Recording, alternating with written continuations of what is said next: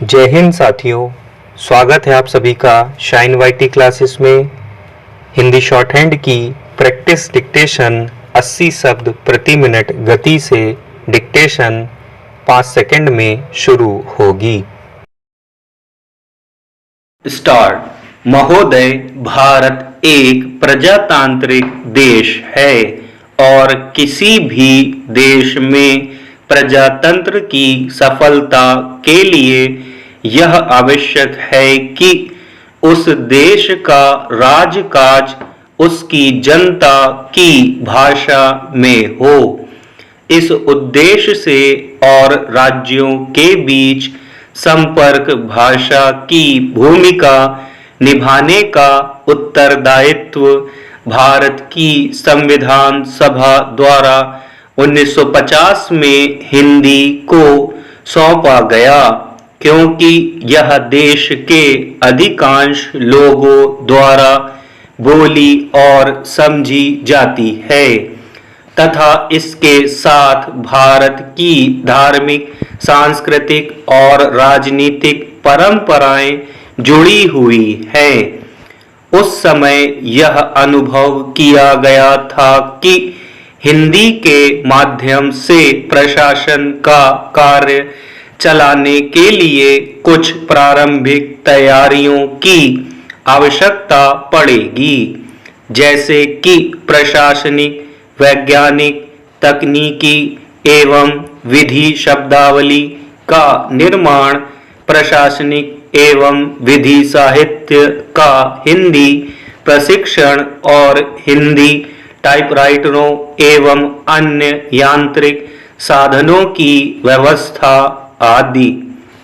इस बारे में सरकार ने विभिन्न कदम उठाए हैं और उनका परिणाम भी अच्छा निकला है। इसके साथ यह अनुभव किया गया था कि हिंदी को सरल भाषा बनाया जाए। इसके लिए राजभाषा अधिनियम 1963 यथा संशोधित 1967 और राजभाषा नियम 1976 को लागू किया गया, जिससे हिंदी का प्रयोग बढ़ रहा है। अधिकतर हिंदी में प्राप्त पत्र आदि या हिंदी में हस्ताक्षर किए गए आवेदनों के उत्तर हिंदी में ही दिए जाते हैं।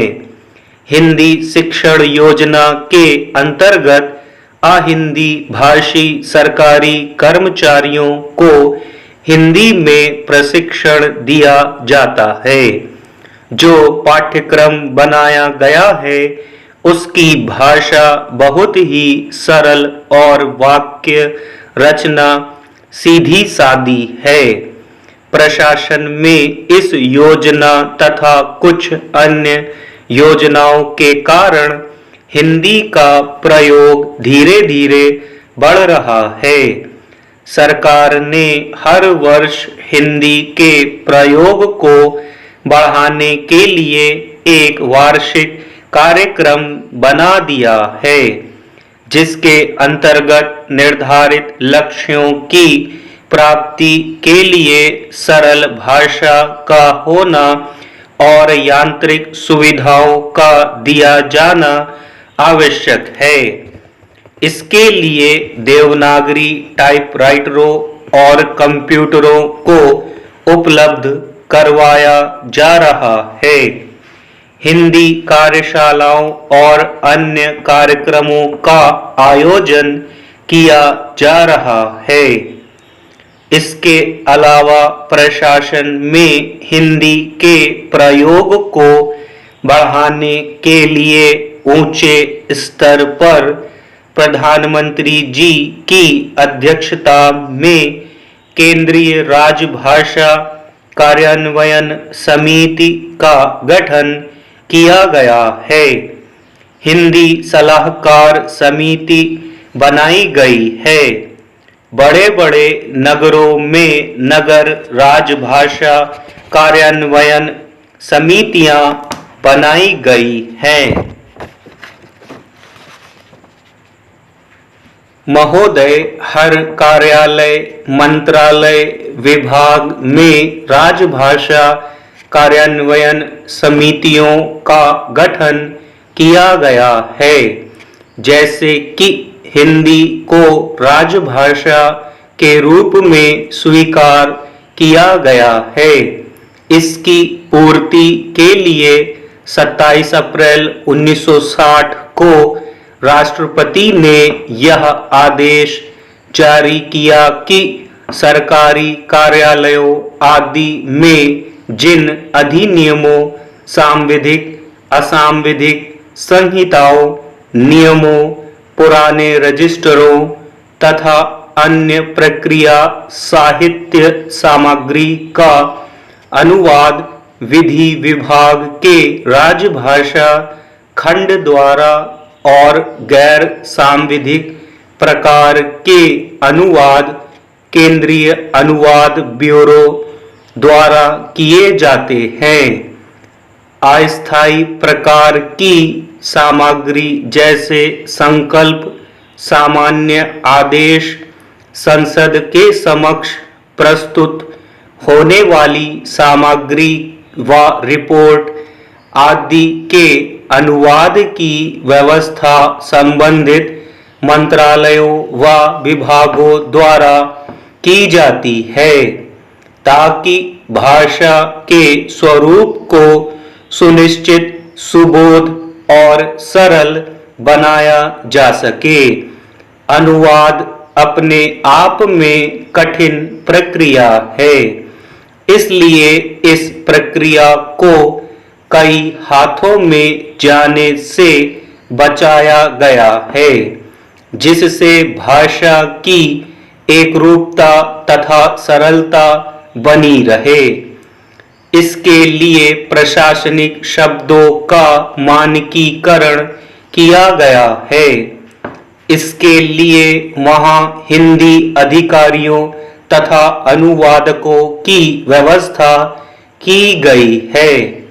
सभी मंत्रालयों, विभागों तथा बड़े-बड़े कार्यालयों में अनुवाद की समुचित व्यवस्था हो चुकी है। केंद्रीय अनुवाद ब्यूरो ने अनुवाद प्रशिक्षण का भी पाठ्यक्रम चालू किया है। इसने प्रशिक्षण का स्तर ऐसा बनाया है जिससे कि अनुवादकों में आत्मविश्वास पैदा हो जाता है। हमें अनुवाद के द्वारा हिंदी में काम करने वालों को प्रोत्साहित करना होगा। यह तभी हो सकता है जब अनुवाद में सरलता, स्वाभाविकता, स्पष्टता आदि हो। संसार में वही भाषा आगे बढ़ सकती है जिसमें अन्य भाषाओं के शब्दों को पचाने की शक्ति होती है। हिंदी को समृद्ध तब ही बनाया जा सकता है जब उसमें अन्य भाषाओं को पचा लिया जाए। इसलिए अनुवादकों को इन बातों का ध्यान रखना होगा। अनुवाद कार्य जटिल हैं, इसलिए यदि अनुवाद के बजाय हिंदी में सोचना आरंभ किया जाए और फिर अपने विचारों को प्रकट किया जाए तो इससे कुछ हद तक समस्या सुलझ सकती है, जिससे वाक्य रचना सीधी सादी होगी। यदि अनुवाद बिना सोचे समझे या अक्षरशः किया जाए तो उससे अर्थ का अनर्थ निकल सकता है। सरकारी कर्मचारियों और अधिकारियों पर जिम्मेदारी है कि वे सरकारी कामकाज में हिंदी के प्रयोग संबंधी नीति का पालन करें और जो लक्ष्य निश्चित किए गए हैं उन्हें प्राप्त करें। इसके लिए हमें हर संभव प्रयत्न करना होगा। स्टॉप।